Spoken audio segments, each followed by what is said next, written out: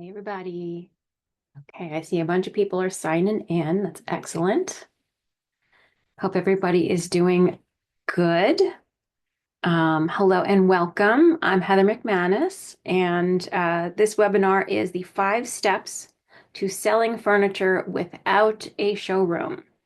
So I'm going to begin in a little bit, but I want you to get comfortable. I want you to have a pen and paper ready by your side and maybe your cell phone in case you want to take a photo of a slide. This will be recorded, so I will share it with everyone who registered after. It usually takes me a couple of days to get it downloaded and uploaded and shared and all of that, but by early next week, you'll have the recording. So I also leave plenty of time at the very end for questions. So if you've got something that pops into your head and you want to get an answer to it, maybe jot that down so it doesn't fly out of your brain. Um, I am in menopause, so things fly out of my brain quite a lot. So no shame in writing something down. Yeah, so we'll begin very shortly as I see more people are signing in. I hope everyone is doing well. Do me a favor, say hi and let me know where you're calling in from in the chat. Let me make sure the chat can be shared with everyone so we can all say hello. I am calling from New Jersey where it was slightly flurrying this morning. Oh, we have Montreal. I'm sure you beat me in the coldness. Fort Worth, Texas. I bet it's nice there. Seattle, Washington, probably chilly. Chicago, definitely windy and chilly. Philadelphia, Naples, Florida. Yeah, it's probably chilly to you where you are in Naples, Florida. But the rest of us have real winter. And Phoenix, welcome. Welcome, everyone. So glad that you can be here. All right. Well, I say we kick it off, right? Um, I have a couple more questions for you, but I wanted to tell you about the fact that we do these webinars, not this exact one, but different webinars throughout the year. So in one a month. So in February 26th, we're doing the 3 secrets to pricing furniture for profit and success. So this one's all about not needing a sit test. The next one is about pricing your furniture. So then in March, we're doing writing a good purchase order for beginners. And it's surprising, like the little pitfalls that you can so easily correct and things to look out for. So that's in March. And then in April is the pros and cons of using COM. You would be surprised at what can go wrong there. And then in May, it's behind the scenes of a buying group. And I can tell you all about the Designers Collaborative and buying groups in general. So, but there's a whole list for the entire year. And all of that you can register for and find out about through Eventbrite. If you follow the Designers Collaborative and Eventbrite, you'll see all of them. We also have an events page on our website too that will link to the Eventbrite registration.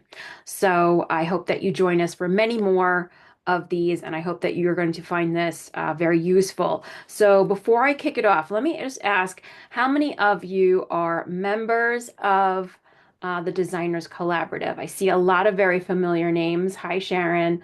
Um, Sharon and I did Paris 2 years ago. It was amazing. That was the trip of a lifetime. Susan, hi. Thank you for being a member. I see a whole bunch of you here that I recognize. Having trouble seeing everyone in chat. Maybe go and click the button and say everyone, and then you can see hopefully everyone. I have mine set that way. I don't know if that controls all of them. Yes, Paris was amazing. Okay, Monica says not yet. Okay, well we can change that. Um, all right, thanks for giving me that info. And then my next question is, how many years have you been in business? I'm very curious to see what level of experience people have. Okay, we have 5 years, 10 years, 2018, 20 plus, 6, 15. 15 years, 6 months as a solopreneur. Oh, okay, 6 months as a solopreneur. Exciting times. I remember that. Yeah, cool. All right. I graduated in 1999 and started my career, so I've been in this industry for quite a while. So, nice to see a lot of experience. And then some people like, I think between like 1 to 5 years, you're really finding your feet. And then after that, it gets a little easier. But then, the industry changes and you got to reinvent yourself. So anyway, let's get it started. So let me share. Let's see, where is my thing? Here we are. This should do it. Okay. So, oop, sorry. Okay, this is the 5 steps to selling furniture without a showroom. And I am Heather McManus from the Designers Collaborative. What you will learn. You don't need a showroom to sell furniture confidently. Today, I will teach you persuasive and practical techniques to win clients over without a sit and feel experience. When you can sell furniture without a showroom, your revenue will rise with ease. You do not need a brick and mortar space. So, a little bit about me. After graduating with my BFA from Pratt Institute, I gradually learned my way through the interior design industry. I worked for a window treatment and upholstery workroom at furniture stores before starting my own interior design firm, Artistry Interiors. I've been featured in local and national magazines, starred on TV's House Smarts, and been a guest on several podcasts, including A Well-Designed Business. I also wrote and published a book, Love Where You Live, Dream Homes Made Real, that is on Amazon for anyone interested. And the accomplishment that I am most proud of is being the founder and CEO of the Designers Collaborative.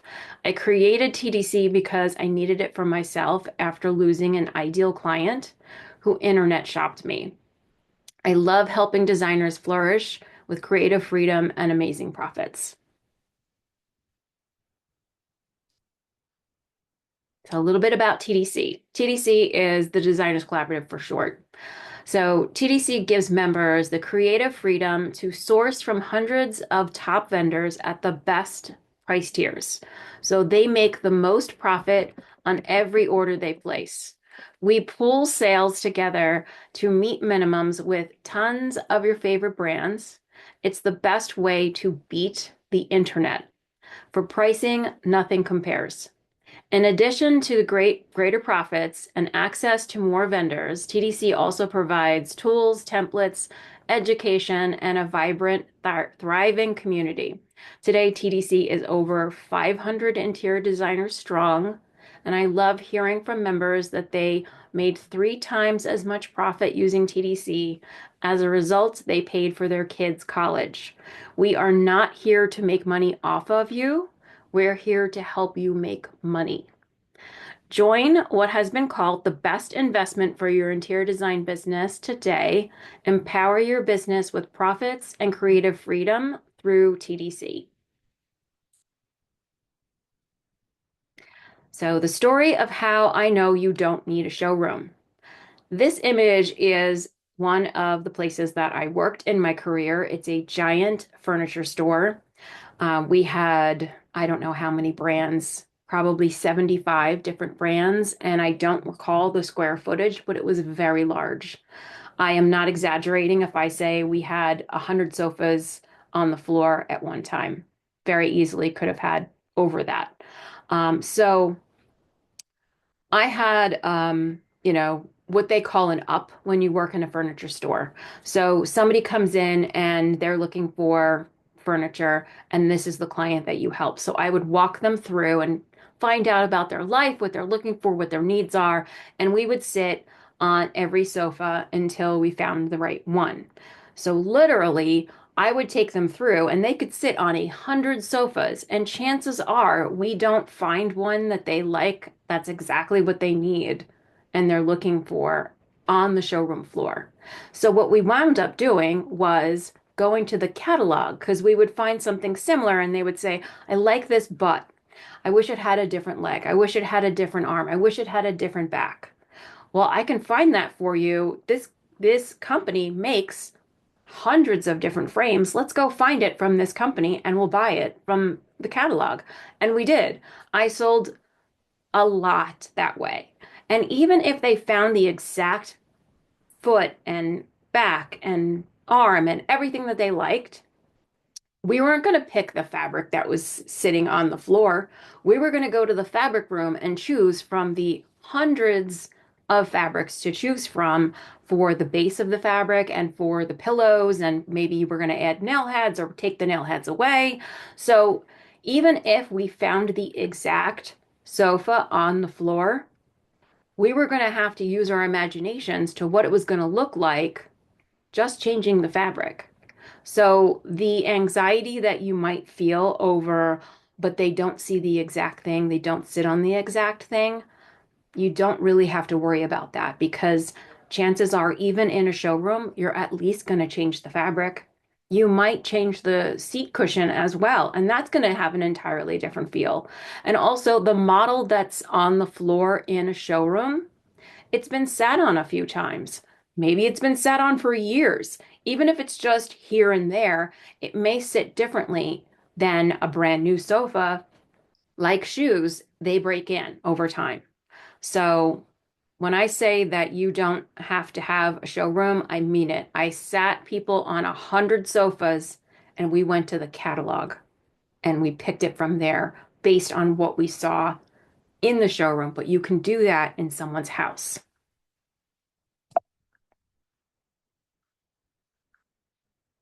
Okay, so step one is know a variety of vendors at good, better, and best price points and be familiar with their quality and styles they offer. The best way to do this is attend High Point Market, which happens twice a year, once in April and again in October. This allows you to get hands-on experience you need. The showrooms You visit the showrooms to sit on everything, touch, inspect, and ask questions, make notes, take lots of photos, and come back home armed with valuable intel. And while you're there, say hi to TDC members, and because we have a lot of fun doing this together.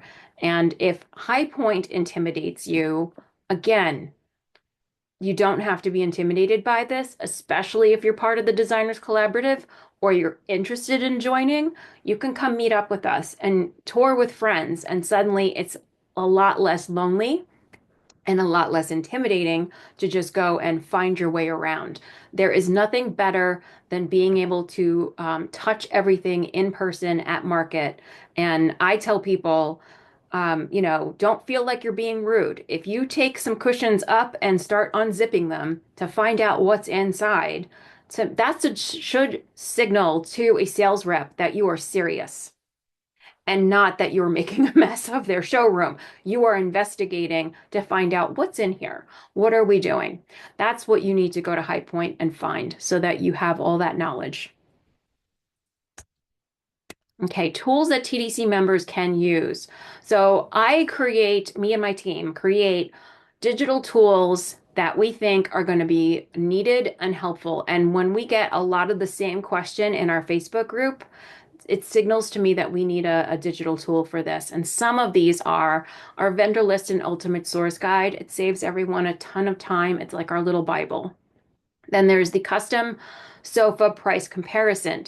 It needs to be updated because I did it in 2022, but I went through every single vendor that we offered at the time and found a 3/3 sofa in a base fabric, the COM or lowest grade, and priced all of them. So you see from the least expensive to the most expensive in one page. The Good, Better, Best guide, the Who Really Makes It is a newer one, because guess what? Pottery Barn does not make their own furniture. Neither does Restoration Hardware. They source just like us. So who really makes that is a list that we created to solve those problems. And there's a ton more of other amazing, helpful tools to help you sell furniture and go about it in a better way and faster as well. So step two, know the options available from each vendor. Most vendors offer customization options like seat and back cushions, nail heads, contrasting welts, and tons of other details that can enhance your design and affect the comfort. These details are found in the beginning pages of a vendor's price list.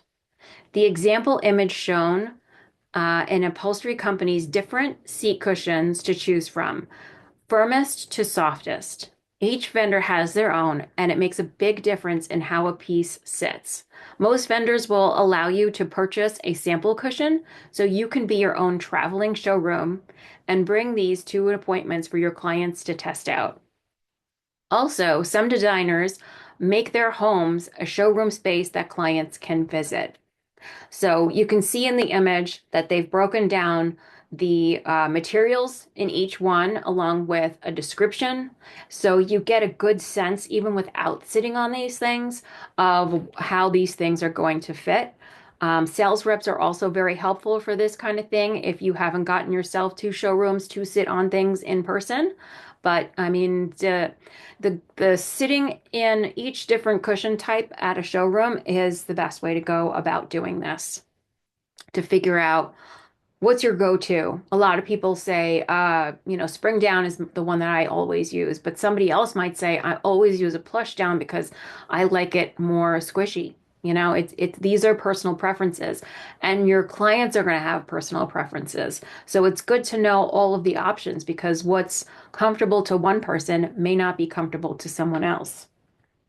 And all of this is found in the first, like, maybe 20 pages of a price list. They break it down for you, along with, like, if there's an upgrade for doing the spring down cushion, it's probably on page 6. Like, we're making this up, right? But that's where you're going to find out all of this information. So, good to know facts on upholstery. How upholstery is constructed is a huge part of how it sits, and these are basic rules to learn. Take Rochelle Paulette's class, Upholstery Uncovered. That is her website, so you can go and sign up for it. This is only, a half hour long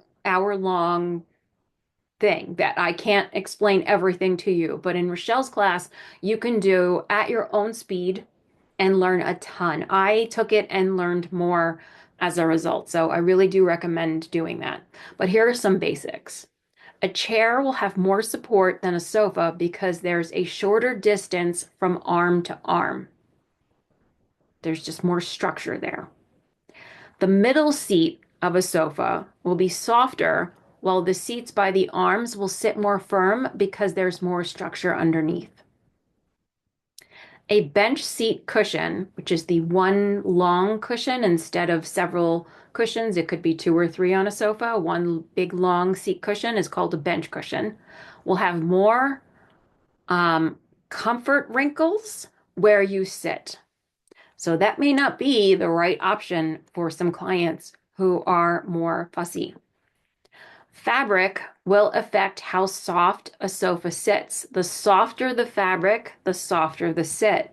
Leather is the most firm, and it's amazing how much fabric has to play in how comfortable something is. We give so much credit to the springs and other things, but fabric really does play a role. The stiffer the fabric, the stiffer the sit. Step three, spend money building a sales tool library. Vendors sell samples of fabrics, wood finishes, and trims for a small cost. That will allow you to sell their products more easily. When you identify a vendor that you like, it's worth purchasing these sales tools. Also, upholstery manufacturers usually send small samples, roughly 3 by 3 inches in size, for free. And they don't mind mailing up to 20 samples at a time. That can vary. Sometimes they don't mind 15 and sometimes it's 20. But don't hit them with 30 samples. You're not going to get them. This is another way that you can build your library up and make sourcing faster and easier when you have these tools on hand in your office. Step 4, know your measurements and ask questions about what the client likes and is used to. So you meet their expectations. When it comes to upholstery, the best way to gauge your client's needs is to start by asking them where they have shopped before and what brand, if any, that they prefer so far. This gives you a starting point to narrow down vendors to know what price point and general quality level they are used to. Also, ask them if they are or were happy with their current sofa. You might get great information like, I bought this RH sofa 5 years ago and was surprised at how it didn't hold up after a short time. I even ordered the more expensive down cushion. So now you know they spend good money hoping for quality, but didn't understand that the more expensive down cushion needs constant attention and looks messy. So knowing this can steer them towards a spring down cushion, which will hold its shape beautifully over years and still offer some soft down for comfort. Okay, step 4, continued. Your floor plan will determine the size of the piece that you need, but the inside depth is key to their comfort. Their current sofa will give you a starting point for the depth they like, or maybe just what they're used to. Be the investigator. Ask them questions and gather valuable intel. Whether they loved their sofa or hated it from day one, their answers and the measurements of their current couch will guide you towards their next purchase. So that inside depth or inside measurement is the back of the cushion to where their knee would hit. And that gives you probably the most important measurement that you can go by for making sure somebody is going to be comfortable. It has to do with how tall they are, how they're going to use their furniture, so many things. So you've got to ask all these questions, but that seat depth is the most important measurement for comfort. Step 5, believe in yourself and your abilities. Your client hired you for your experience, so be their confident expert and lead them to the manufacturer that will fit their budget, style, and comfort requirements. If the client senses you are asking them instead of telling them which items to choose, they will lose faith in you and probably go rogue. Instead, be the leader and explain why your selection will match their family's lifestyle. They want to hear your experience and knowledge so they know they're getting the right solution. In a world of endless possibilities and unfamiliar needs, you shine. Your services are invaluable. This may be the most important step. So let's review. Here's the steps. Step 1, go to High Point. You can get all the hands-on experience you need at High Point, which is held twice a year and also happens to be extremely fun and habit forming. You will get a feel, test, and sit and explore experience. Step 2, know your options. Every vendor has options from seat and back cushions to wood finishes, nail heads, and loads of upgrades and details that will help you spec the product for your clients that they'll love. Spend time learning all of these details. Number 3, invest in samples. Get yourself as many samples as you can and have in your studio space for whenever you need them. Cushion samples, wood, fabric handles, nail head boards are just a few of the products that they sell. Number 4 is measurements. You start with the floor plan so that each piece fits their home. And similarly, knowing the inside measurement of that sofa is key to the comfort of getting the depth that will hit them all the right marks. And lastly, believe in yourself. This is not just a silly slogan. You are an expert. Confidence is key. Your clients hired you to know more than they do. So you've got this. She believed she could, so she did. Okay. Thank you for joining me. I hope I didn't go too fast. I'm now going to open it up to your questions. So, I'm gonna take a look and see if you have put them in, let's see, a Q&A or a chat box. Let me see if there's anything in chat. I don't see anything in chat. That's great. So if you would put your questions in the Q&A on a computer, it's on the bottom, and I will go through and answer each one. And if you don't have questions, great. That's great too. Okay, we got one. Okay. What are your suggestions for selling case goods? Okay, Carol, great. Yeah, I know I definitely focused on upholstery because I feel like it's harder because that sit test is so important. And a case good is a little bit simpler because it's a cabinet, and there's definitely lots to know about that. So, I would ask the vendor lots of questions, and go and touch and feel. Some of the things that I can tell you when you're in a showroom, you got to look for, I'm sure you know, dovetailing on drawers. There's other things to look out for, like if you run your hand over the finish. How soft and smooth is it? That's going to tell you how many times it was sanded and then finished. The more a company sands their wood finishes, the softer it's going to be, the more it's going to absorb the stain that they use. So a really high end, like um, Kindle. Kindle Cargus used to be like top of the line, for furniture, right? They were like the Bentley. So their finishes, when you go and feel a tabletop in their showroom, it's like butter. It's just satiny, and you can like feel the difference from when you go to a lesser import company. I don't want to kick on anyone, but you're paying a lot more money at a Kindle level than you are at like a Four Hands level. So you can't expect apples to apples here. So if you run your hand over it, it's gonna be more rough because it hasn't been sanded. Chances are it's also a veneer and not solid wood. And there's lots to know on those things. Let's see, what else can I tell you?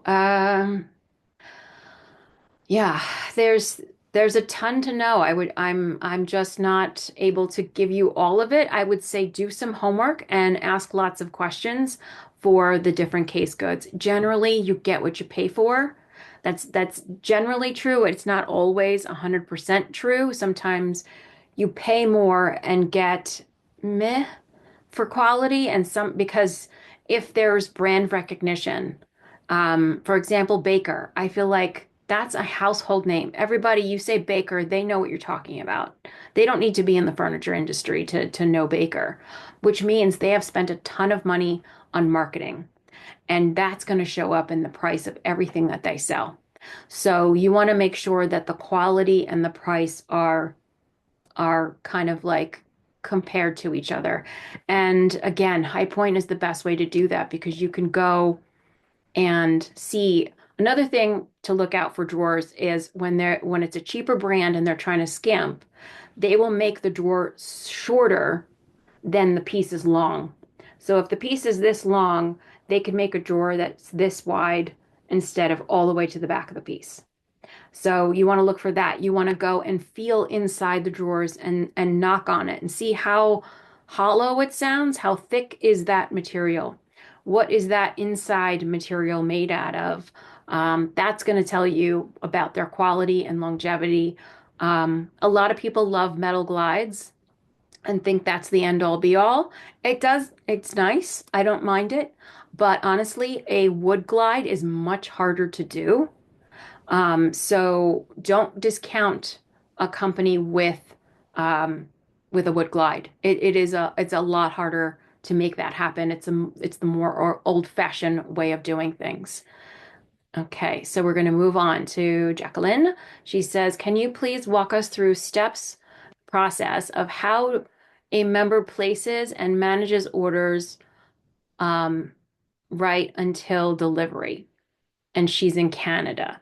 Okay. So let's see if I can break this down. So we have 300 different vendors at TDC, and they're all at like the best price that we can offer. It all ranges, but generally stocking dealer is the goal, and not every company is organized that way. But you're going to get really good pricing.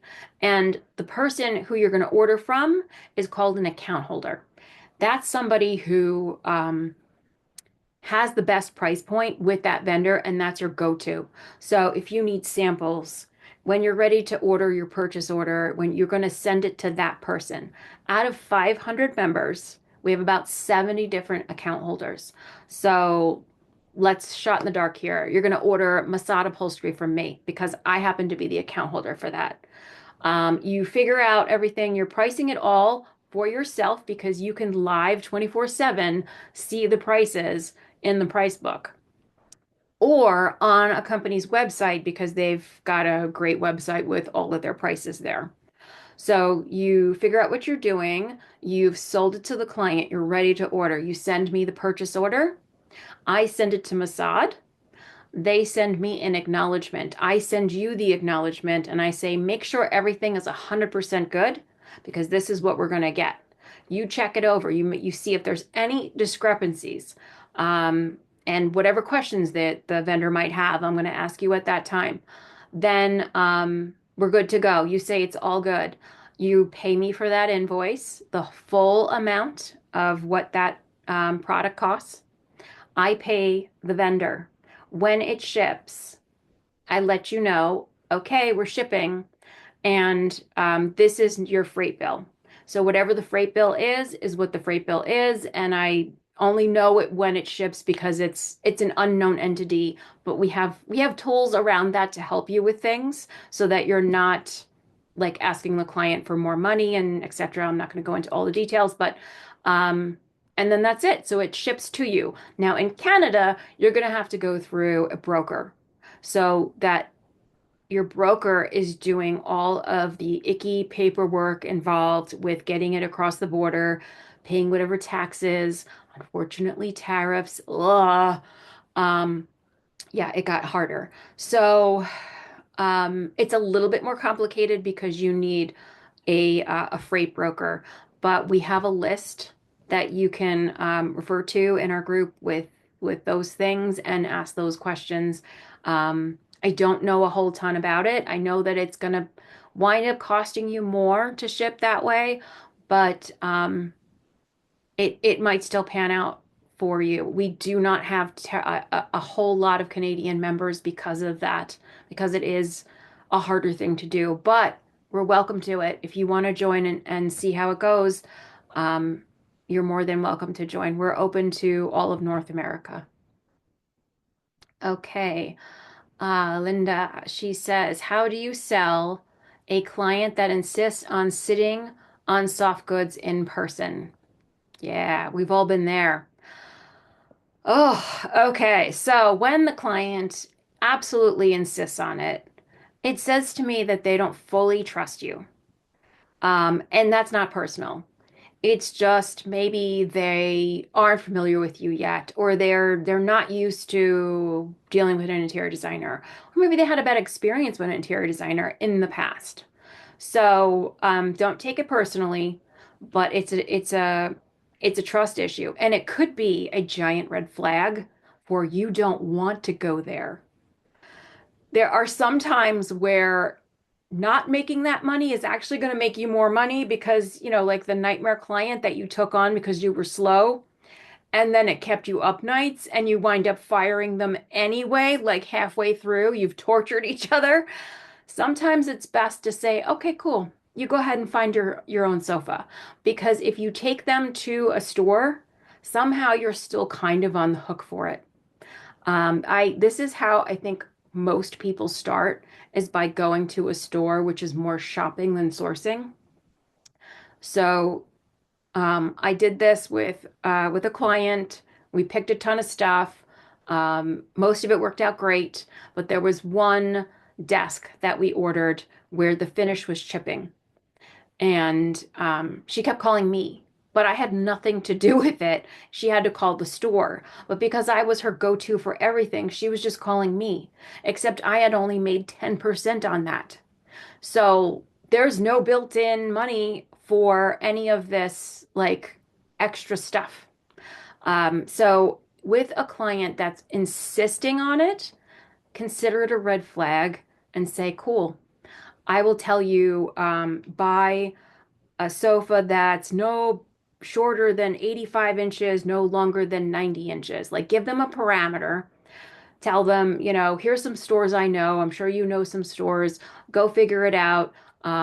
Get a fabric that's neutral in this family, um, and have them do it because that's who they are, and you don't want those problems of whatever's going to happen. Okay, Kate. Hi, Kate. Any tips for selling lighting? Oh, that's a good one. Um, tips for selling lighting. Yeah, lighting is very difficult because even when you go to a showroom, it's like they've jam-packed everything because they have no choice. Their ceilings are super high, so you're not getting a good sense of scale. It's not homeowner height, generally speaking. Um, so, I mean, I think your measurements are probably key. Um, to shop from that. Gosh, I don't know. This is not a specialty of mine. Lighting is like, I think probably I do it, right? But I don't necessarily know a ton. Kate, I can tell you, we just made a new tool and put it out like maybe last week called Design Terminologies. It's a whole guide and we have a whole section on lighting. We go through, there's charts in there along with definitions so you can see like the different light bulb kinds and then the lumens because we're not dealing with incandescent anymore, right? It's and that light bulb changes your paint color. We did like super bright pink on a ceiling for a kid's room, and it looked terrible until we changed the light bulbs, and then it was like, oh, okay, that's what it was. So they skew more yellow and more bright, brilliant blue, white kind of, and it's like when you bake a tin of muffins or something, like the ones in the center aren't getting as cooked as much as the ones on the outside, or vice versa, because I don't bake either. But yeah, there's a lot to know with lighting, and we did put some of it in the design terminology. So there are specialists who help interior designers. There's a showroom in New Jersey that I know of where somebody um, can help you because they're a lighting designer. Like you can get fully certified for this kind of thing and understand all of that. I'm afraid I am going to be a poor person to answer that particular question, but hopefully that helped a little bit. Okay, Jacqueline has another question. Okay, thank you for the explanation. Are tariffs currently the same with every supplier, or is the same across the board? We hear all kinds of different things. Oh, yes, girl. Oh, man. Good question. I'm so confused. It's it kept changing. It was like every single day last year, it was a new thing and a new change. And then it changed again. And then what happened? So I don't even know. We do offer Canadel. Obviously, they're made in Canada. There are a few other companies that we do offer that are made in Canada. So that should make it easier for you. And I would think there would be no tariff for that. Um, I was told by Canada that there's an exception, Canadel, that there is an exception for them not having tariffs. Um, they cited some bunch of letters and numbers for whatever probably law or something that it was that they were talking about. Um, it's very hard to keep on top of it. I would suggest doing a little bit of research on it. But no, it's not the same throughout. I think it depends on the country. So the fact that, if you're going to order something from usually North Carolina, um, to the Canada, Canada might have put a tariff on the US in like a retaliatory way. Um, and I don't know the answer to that, but you could Google it. AI would know. It's amazing what AI knows these days. So you can ask it that question and look into the research that it does. Don't just trust it because it can give you false information, but it will give you a link too. So that would probably be the best way to do it because it constantly changes. And yeah, unfortunately, I don't know everything. I try. I really do. I keep on top of the magazines um, and things that come my way that are industry based, like Furniture Today, Designers Today, Business of Home. I read these things and I try and keep on top of it. And I actually have a little book um, that I write stuff down in, and I could track back. I'm actually going to do a tariff webinar. I'm creating it now. Um, but again, I don't know all the answers. So and it changes constantly. I can look and see. There are some countries that with more higher tariffs than others. That's what I can tell you for sure. Um, but where we landed on any of it and where it's at right now, I can't confidently say. Yeah, I'm not finding it so easily in here because it's like every week is new topics since I do Facebook Lives and I jot stuff down. Oh, it's a nightmare. And it may be considered illegal soon. We'll see. The Supreme Court has yet to weigh in on it. So, yeah, it's crazy. The tariff thing is absolutely crazy, and we've gotten a lot of questions about it. I certainly am not an expert. I don't know anyone who's an expert either. So I'm going to do my best with it because there are definitely things that I have, like articles that I've kept over the long haul. Because even like if you're a US citizen and you're trying to buy a US made sofa, does it mean that there's no tariffs?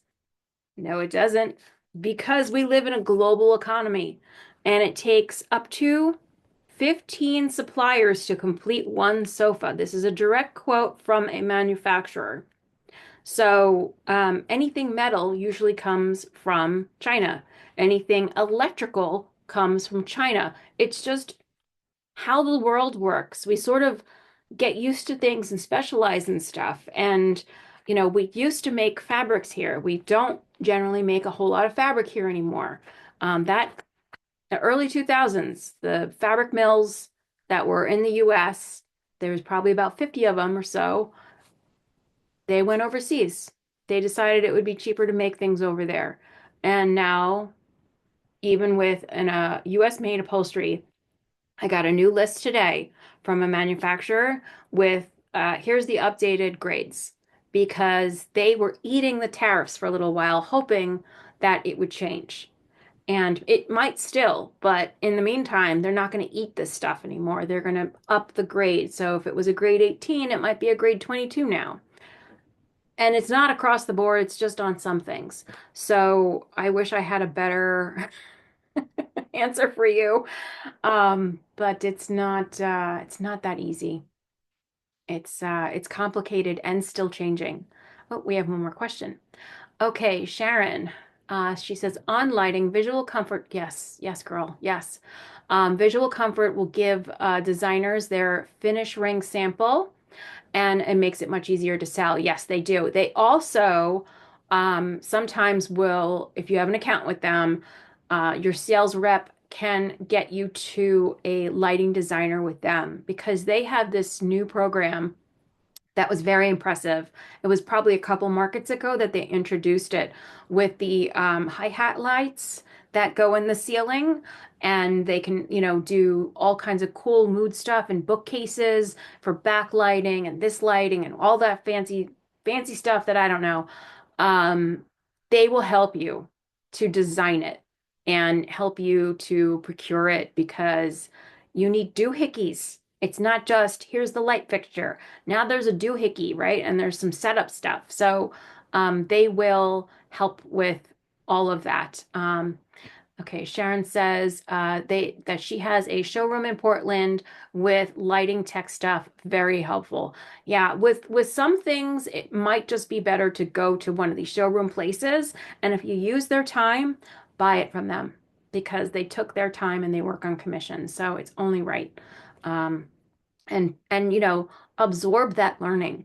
Maybe it's the first couple of projects that you're using that showroom for, and you're writing stuff down and you're absorbing it like a sponge so that the next time you can do it without that person's help and then source through TDC to make more money on it, or partially, right? So yeah, so those are some good things. Any other questions?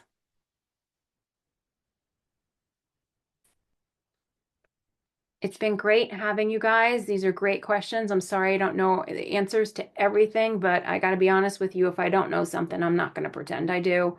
That doesn't help anybody. So, all right. Well, I don't see any more questions coming through. So, oh, you're so welcome, Jacqueline. I wish it was easier with Canada. I really do, because you're great neighbors. And things have gotten really stupid. Brittany says, thank you. So yeah, so thank you everybody for joining. I hope you come to our next one, which will be in February 26th, is the 3 secrets to pricing furniture for profit and success. Because now you've sold it, you got to price it. Um, and that's an important key thing. And I think a lot of designers get stuck on it. So hopefully you sign up for that one and I will see you there.